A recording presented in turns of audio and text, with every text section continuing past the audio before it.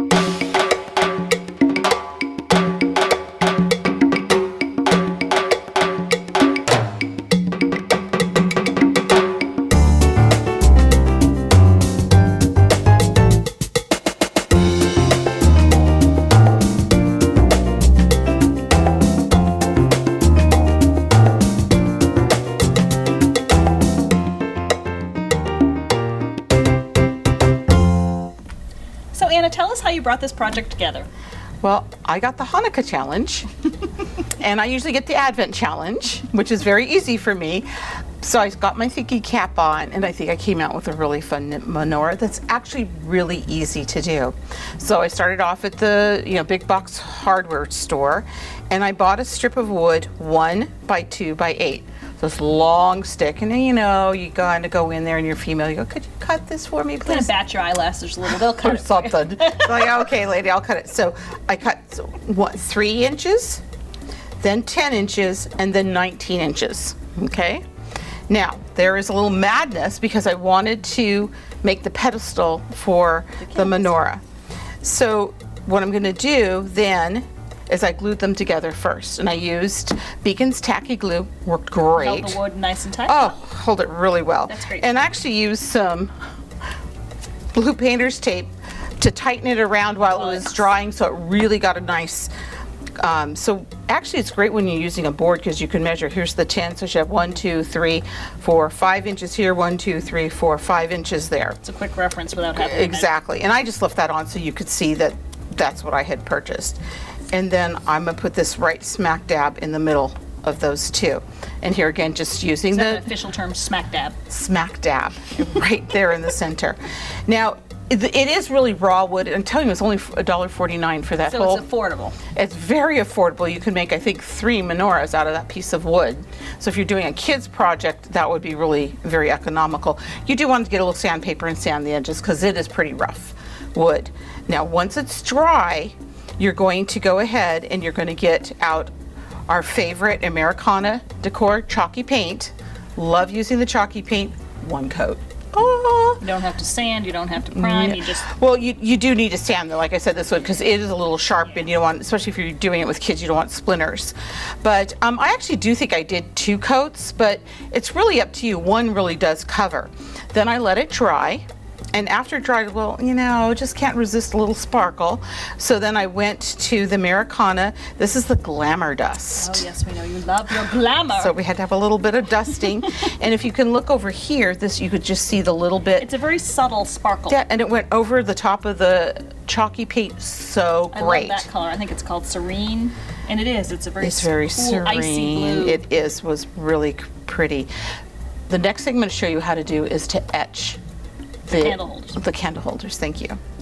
Now, I don't want this ridge so it looks like it's, pepper shaker, yeah. So over to our Makin's clay, and I just used the little hand roller and just rolled myself out some blue clay. It looks like you're about maybe an 1/8 inch thick. Okay, Give or take. That sounds good. Now I'm just going to put the texture mold right over. Put the texture sheet on top. And then I'm just going to roll gently right across this again. Whee! Okay, then we're going to lift that up, and now I have my little tracks. And what I found is they're actually exactly the width I need. Oh, neat. So I took the edge. Let's see if I can get down and do it. Use the plate cutter to I'm going to use cut right a straight edge. Yep. I'm just going to zip it, and then I'm going to line. You see where I'm going to line it right up in between the two. If you ever have problems with the clay sticking to the texture sheets, a little bit of cornstarch will be a release agent. Sometimes when the clay is really fresh, it'll stick a little give bit. you a little bit of problems. So there's so you'll want to make 9 of these to go around the bottle. Now I know you always glue, and I just actually put a little bit of water on the back, and I literally just stuck it, because the clay was wet, and I just stuck it right on. I should have put a little bit of glue. As long as you make your clay overlap a little bit, fresh clay will stick to fresh clay without any adhesive. So that's what's holding them on for you, Okay. is that fresh clay to fresh clay So you can bond. see what I'm doing that, and it is kind of sticking into the grooves of the. So I did that, and then I let them all dry. 24 hours. 24 normally. hours, and I did take the glamour. The glamour dust, and Yeah, and I just painted that's it how over they've got to that give. little sheen too. It does. It get almost like a little shellacky sparkle The to color it. of the clay still shows, but you get that Yeah. sparkle.